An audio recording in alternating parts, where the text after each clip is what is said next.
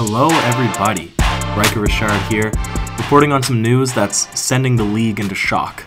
And not because of what's happened, not because Anthony Davis has called for a trade. Anybody who's watched basketball, anybody who knows the game, knows this player, knows what the record is of the New Orleans Pelicans, they knew that he's not going to stick it out the rest of his contract. He's not going to finish his days and retire with that franchise. They suck. We'll say it how it is. The New Orleans Pelicans is a mismanaged team, and they have constantly been at the middle of the pack in the Western Conference, at the bottom, outside the playoffs, whatever you have it. Anthony Davis, he said it himself, he wants to be on a team that can legitimately win games and have the possibility to contend for a championship, like most players would, and especially a player that's some would consider a top 5. Now, it's hard to say. We can have a Gordon Hayward situation on our hands. He could get traded to a good team and become a worse player. We don't know. But if we just look at Anthony Davis as he is, and this is the reason that he's sending the league into shock, is because now all the GMs, all the teams, they're perking up their ears. Their heart rate is accelerated. What kind of pieces can they throw into the mix and get this top guy and make their team have that final masterpiece to push for the championship? And we have guys like, I'm sure Magic Johnson is so excited his heart is going to explode, and other teams, the New York Knicks, the Boston Celtics, a lot of the reports, a lot of the classic teams, as you may, they're definitely going to be looking for Anthony Davis now and going really aggressive, seeing what pieces they can put into the mix to get this player back. But before we start, I'm going to have a lot of hot takes here, this podcast, that's for sure. And all the opinions I'm going to try to back up with, well, the facts, I mean, when you're talking about trade rumors, none of it is facts, but it's all speculation. But we can look at, of course, contracts and see what lines up. But I know that people are going to have different opinions. So what I'm thinking is we can go radio talk show style. This Sunday, I'm not going to be doing anything. 2-3 hours. We can take some calls, bring some of the viewers in, get them to call in and sound off in your own opinions about either what I say in this podcast, what Ben's opinions are, what your own opinions are, who we should go after in the trades, etc., etc. So if you guys are interested in that, comment below, like the video, all right, and we'll make something happen. And I'll bring more information upon that into the next podcast that we do. However, right now, we'll jump right into it. Anthony Davis. Because this is the Raptors Digest, we're going to first start with, can the Raptors reasonably land Anthony Davis? Should they look after him? The answer is of course. Of course they should look after him. We need another piece, and we need who could be a top 5 player in the league, and certainly the big man category is never bad to target, especially when he has the ability to impact a game on all levels of the court, improve the defense, he can shoot the ball. Who would we get rid of for him? Now, Pascal Siakam. That's the answer right there. Because if the New Orleans Pelicans are getting rid of their big man, their number one guy, their only guy, right, and they're losing, or who are they replacing him with? No one. Nikola Mirotic, Jahlil Okafor. They got a couple. Not really. Julius Randle. Julius Randle's not bad. Nikola Mirotic has also been playing well, but I'm sure that it's not the most endearing thing to hear that Jahlil Okafor could become your number 1 or number 2 center now. So they're going to want a really promising young piece that they can build around, and they're going to want a guy who has the potential to replace the absolute devastating blow that's going to come in getting rid of a generational talent in Anthony Davis. Pascal Siakam, unanimously considered to be in the top by all people watching the NBA for most improved player, and his impact for the Raptors this season has been astronomical. Of course, everybody's seen his development in the way that he can really assist the team. He's been the 2nd or 3rd best player now on this Raptors team this season, and this is a Raptors team that's number 1, number 2 in the conference, in the league. So a very promising player. But to sweeten the deal, you're going to have to get rid of a lot of assets. The Raptors will have to give up guys like Van Vliet. Hopefully Norman Powell's play has been improved enough that the New Orleans Pelicans could derive some talent from him. A contract balancer in terms of salaries with CJ Miles. So that's really the trade that I see most optimal for the Toronto Raptors. I can't see the New Orleans Pelicans wanting another slow big man or an older aging big man or somebody on a limited contract. So we can really count out Serge Ibaka or Jonas Valanciunas. I mean, if we were to have to toss in and switch it up a little bit such that OG goes or DeLon goes and we switch him out and bring back Norm or we bring back Van Vliet, that's fine as well. I think the caveat of this trade the main focal piece would be Pascal Siakam and as many young players as you can around him, plus that contract balancer. So I think that that's the most optimal thing to do. There might be some pushback here saying, hold up now, you're getting rid of Pascal Siakam, who you've just said is probably going to be the most improved player, who's been acting as the interim second or third best player on this Toronto Raptors team. But you have to consider who you're getting back here. Anthony Davis. Right? This is a guy who has constantly been in the runnings for MVP candidate, except for his team has never performed. He's constantly considered to be one of the superstars of today's league. He's a guy that has improved his shooting every year. He can score from anywhere on the court. His defensive ability is unparalleled. He's been the only positive shining star of a very mismanaged, to say the least, New Orleans Pelicans team. So I think I'd be willing to sacrifice anybody on the Toronto Raptors squad to get back a player like Anthony Davis, and this seems to be the best option. And the trade was on the screen. We'd still have enough players left to play, to have a decent bench, probably a 3 or 4 man bench instead of 5 or 6, which have been an advocate for all season. But the reason that the Raptors trade might not fall through is because obviously every team in the league that's looking to sell or that's looking to buy. I mean, everybody would be stupid to not look for a player like Anthony Davis. He's on a big, how many years does he have left? He has 3 years on his contract. He's not extremely overpaid yet, right? $25 million, but the Supermax nowadays is way over that. So you're getting good value for Anthony Davis here. So the big names, we'll talk about those real quick. These are the guys that it's most likely that the Toronto Raptors are competing with. Number one, the weakest probably option, or was the weakest until the Boston Celtics reported just a few minutes ago, or however long ago since you were watching, it's reported that the Boston Celtics are not a top option for Anthony Davis. So the New York Knicks, they've been saying that they're wanting to build up for a big player, a big name like Anthony Davis. Who would they be able to deliver to the New Orleans Pelicans that would be favorable to that franchise in a trade deal? I think, again, what does New Orleans want? Because once you get rid of him, they really have no way. Jrue Holiday is a decent NBA point guard. I certainly would not discredit his abilities. I think he's a nice player. Nikola Mirotic as well has been playing well. Etuan Moore, perhaps I pronounced his first name wrong, but he's a serviceable NBA player as well. And Julius Randle is not horrible. Tim Frazier, maybe he can play well as well, but really, this is a bad New Orleans Pelicans team, and all these guys, you can look at them individually, but realistically, they're not pulling a lot of things together. What do they want? Young talent. Keywords, young and talent. So most likely trade scenario that I could see would be getting rid of Tim Hardaway Jr. This is for the New Orleans Pelicans side. Hardaway Jr. and probably Kevin Knox, maybe a point guard as well. Maybe so they can have a backup if they don't want to play Peyton. But Tim Hardaway Jr., Kevin Knox, maybe, I think that's most likely. And maybe Tilenkina, but it's unsure. I don't think it's likely that the New York Knicks will be the team that lands. Apologies. That lands Anthony Davis. Now we'll talk quickly about the Boston Celtics. I'm on my little tablet here, so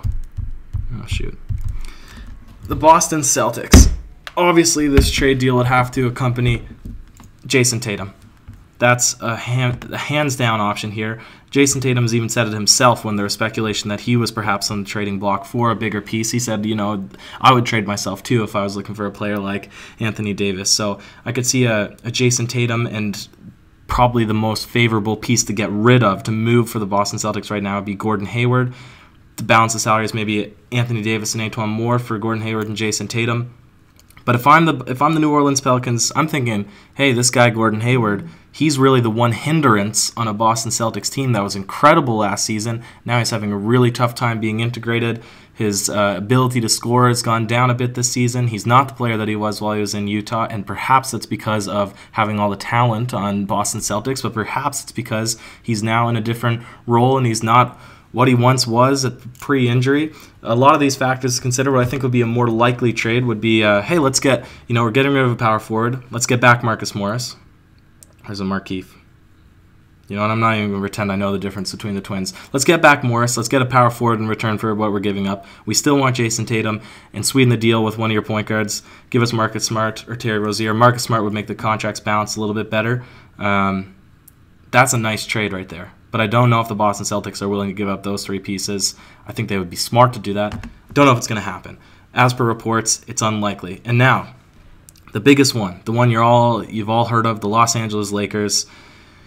Again, speculation would have it that Lonzo Ball, Brandon Ingram, and Kyle Kuzma, this is the most recent reports, all three of them for Anthony Davis, and there would have to be some sort of management thing here in order to make the salaries match a bit better. So I'm not sure how that would go down, but the whole trade would be centered around those three pieces. And now perhaps I'm a bit biased here. And do you want a guy like Brandon Ingram? Sure, he is a good player. That is without a doubt, right? Has he been able to perform this season to expectations? Not a chance. Has Lonzo Ball lived up to all the hype around him since his rookie year? Absolutely not. But has he become more improved this season? That's, you can make the argument that he has been a better player. Kyle Kuzma is a fantastic pickup in any trade because he has been an absolute animal over the past 2 seasons for the Los Angeles Lakers in terms of consistency night in and night out, three-point shooting ability, athleticism, size, length. This is a guy that they would certainly want. But if I look at the Los Angeles Lakers, who do they have left after that? I mean, I'm biased anyways because, like I said, I never have thought that the Los Angeles Lakers have been a contending team in the West this season, that they've had the ability to do that. Yes, LeBron James can take the worst possible player or the worst possible team and franchise and bring them all the way to the NBA championship. We're looking at that Cleveland Cavaliers team, right? But he can't win against the Golden State Warriors. He can't win against the Thunder. He can't win against the Rockets, not with a depleted Los Angeles Lakers team, and especially only if you add the addition of Anthony Davis. I don't see it being the best deal, but it's not unconsiderable to think that these three guys will be shipped off by the Los Angeles Lakers. And if you're looking at the difference now between the Toronto Raptors and the LA, what's more favorable for the New Orleans Pelicans? Would you rather have Siakam and some young point guards from the Toronto Raptors, or youngish point guards from the Toronto Raptors, or would you have, bigger guys, longer guys, and that collection of Lonzo Ball, Kyle Kuzma, and Brandon Ingram? I mean, I'd have to give the slight nudge to Los Angeles, unfortunately, in this whole trade scenario. But with that being said, it's not to say it's unreasonable to think when Kawhi Leonard was looking to be traded, really all we had to do, not to bash DeMar DeRozan, but was get rid of DeMar DeRozan. And you can be guaranteed that there was other teams throwing players into the mix when they're looking to acquire Kawhi Leonard, or maybe they were smarter to think, okay, I'll wait a season and pick him up in the free agency because wherever he goes is an uncertainty if he's going to re-sign. So we're not going to get into that, but that's not to say the Toronto Raptors are unable to make big moves and acquire these big players. So I don't want to say that there's no potential here that they can acquire and land Anthony Davis. If they can't, this is what we can sound off on Sunday.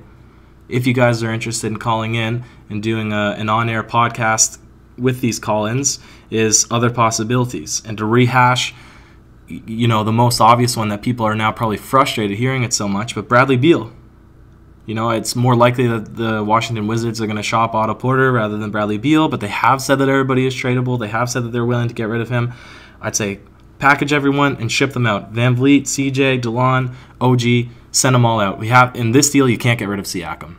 There's no way. It's not valuable enough to get rid of the key big man on this Raptors team for Bradley Beal back. That's maybe a hot take, but that's what I see. If that doesn't work out, other players commentators have been calling for maybe making a move for Tim Hardaway Jr., but that is completely unrealistic. I mean, that's maybe the best player on the New York Knicks right now.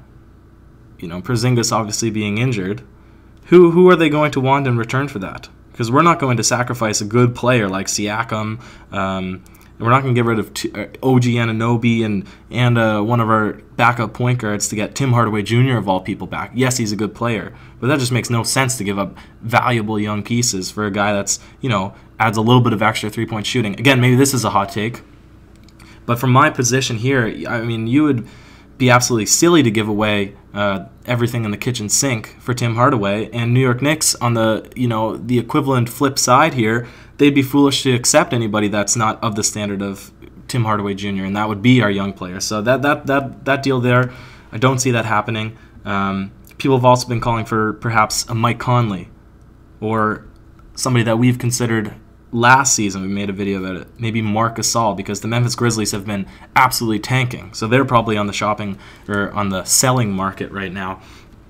But if you're getting rid of a player like Mike Conley, you're going to want a point guard back.